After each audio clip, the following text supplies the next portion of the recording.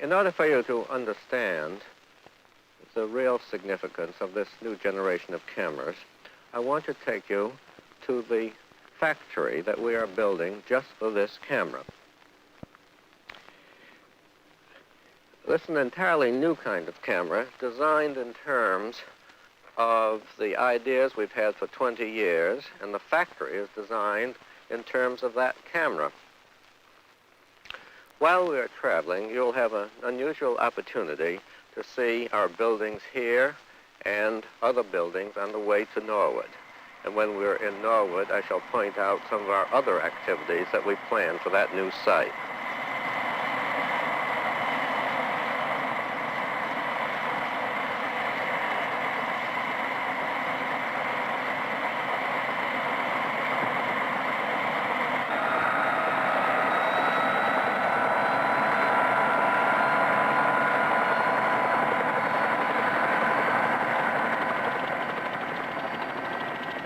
When we first saw this land, with its lovely farmhouse and silo and barn, we were determined that when we built our plant, we would keep the charm and feeling of the whole farm.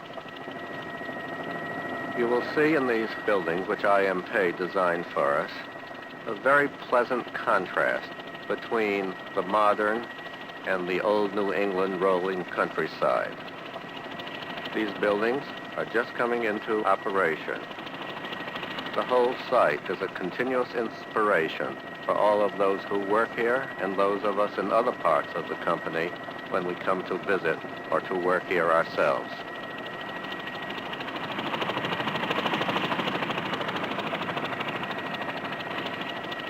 We're across Route 128 now in Waltham.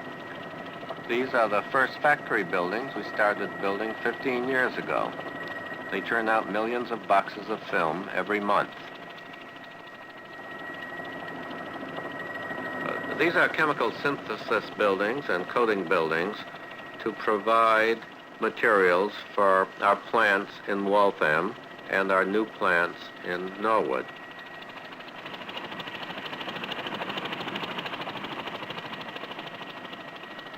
Here's a very interesting little building, the pilot plant for a much larger factory to come. Here we are learning to manufacture a new type of color negative for a new type of color film. The film will be used for a new generation of cameras that I will talk about later.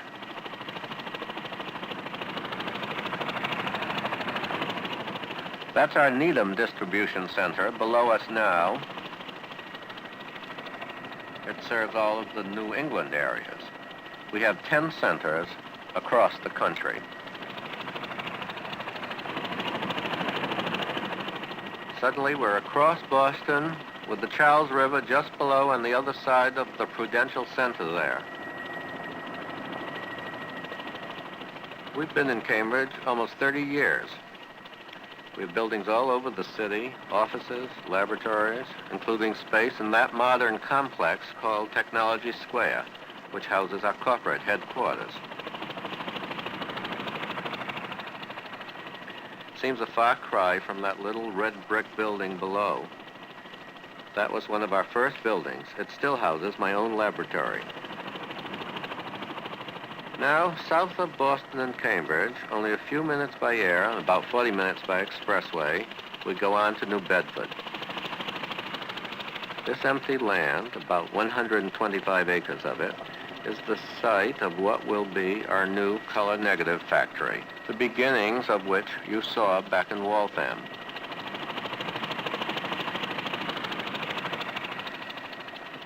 Here's our destination. This is Norwood, a few minutes flying time from both New Bedford and Waltham. We're building yet another complex of factories here. Below, you see a new building which will manufacture polarizing materials for industrial and sunglass use. Next to it is still another film plant where we will make our new color transparency film.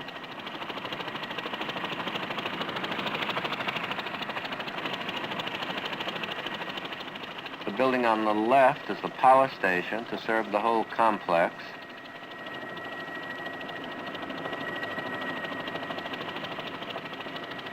And the vast building coming in below is our new camera factory, the first we have ever built.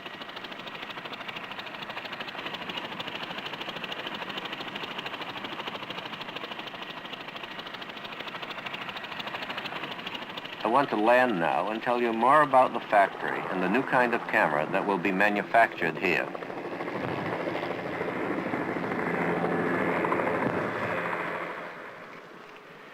This building represents perhaps the most important symbol of our plans for the next few years.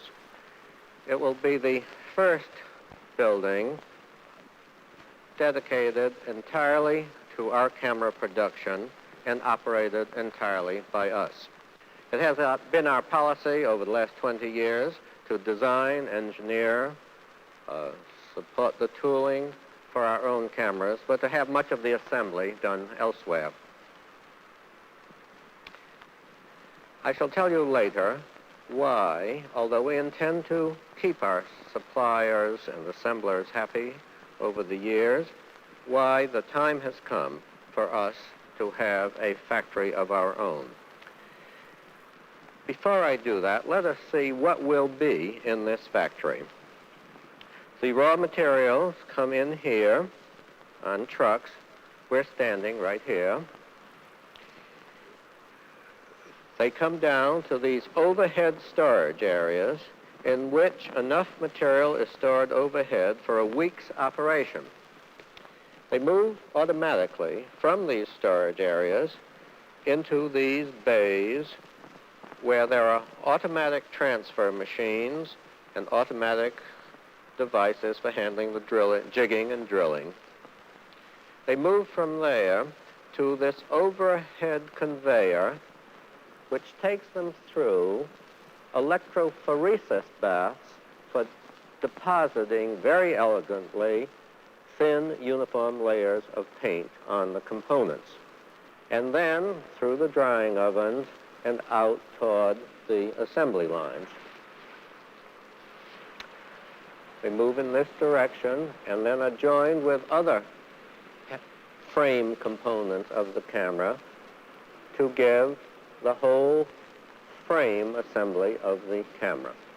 Meanwhile, over in this region, the delicate elements, the shutter components, the integrated circuits, the fine wiring, are all being put together to give the photosensitive and light control components of the camera, which in turn move along this direction to join with the heavy elements coming in this direction. The camera will move from this position to an automatic packaging area and come out here completed. And as it moves from the line, the serial number will be associated with the operator, perhaps even, as the Japanese do, the operator's name will be associated with the actual camera, so that forever after, that camera can be referred back to the person associated with the making of it. We feel that this kind of human participation results in much higher reliability and much deeper human satisfaction for the people involved in the operation. Of course, it must be supplemented by classical statistical quality control. Nevertheless, we have never found that statistical quality control by itself could take the place in an intricate and sensitive device of human participation by interested people. After seeing that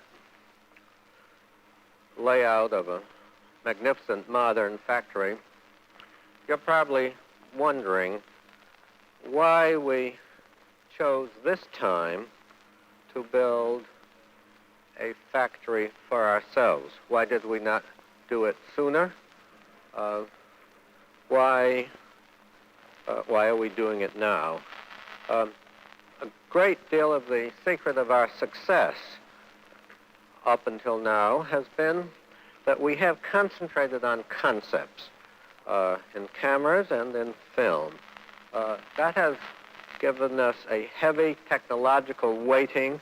It has let us be years ahead of the field because most of our people are thinking. They are not preoccupied with the problems of everyday management. And I should say that our hope is that the splendid arrangements that we have with our suppliers for cameras and film will continue to be assets for many years to come. But to understand why now? Why a factory of this complexity, automaticity? We have to go back to 1944 to the very first concept of a kind of photography that would become part of the human being, an adjunct to your memory, something that was always with you, so that when you looked at something, you could, in effect, press a button and have a record of it in its accuracy, its intricacy, its beauty, have that forever. Now, that kind of camera implied a whole family of technologies which did not exist in 1944. Obviously, the place to start was in the image itself. The first domain in which we did our work was in making the instantaneous image itself without liquids. The cameras were large, as you recall, but acceptable. They were grand machines for a grand purpose.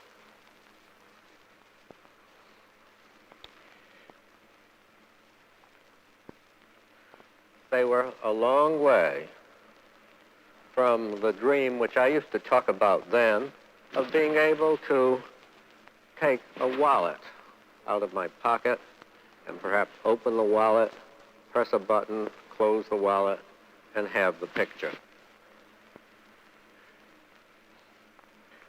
In 1944, one would have thought that a camera that would do what the ColorPack 2 does would, if at all conceivable, cost perhaps $100.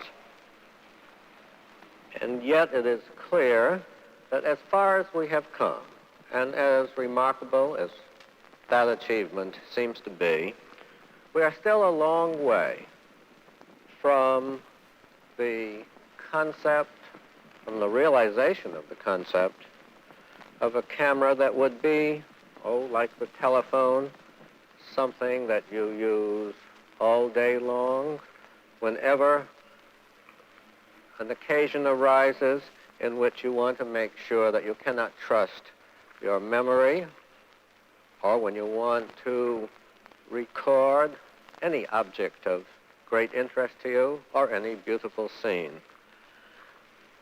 A camera which you would use not on the occasion of parties only, or of trips only, or when your grandchildren came to see you, but a camera that you would use as often as your pencil or your eyeglasses. When we put all that together, the camera that we will be giving not only the United States, but the whole world in a few years from now, when this plant is operating, cannot be measured in value by dollars. $200 or $300 or $500 could not a few years ago have bought, cannot even today, buy what will be in that camera. And yet, because we are making an integrated plant like this, we will be able to manufacture that camera at a cost comparable to our present pack cameras.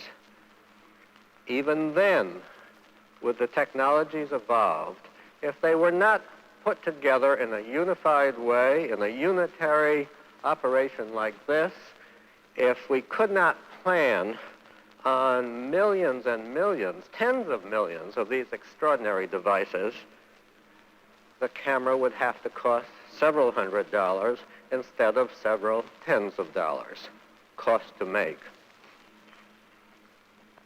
Now that then is why we have built this kind of factory. The factory in the camera and the film being a single unit. It's almost as if this factory is the camera, but compressed into the very compact device that you will soon be carrying with you a few years from now. The camera is the factory is the camera.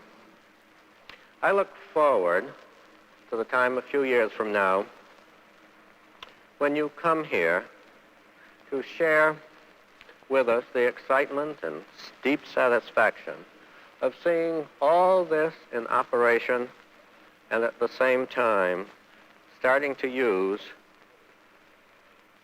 our long-awaited ultimate camera that is a part of the evolving human being.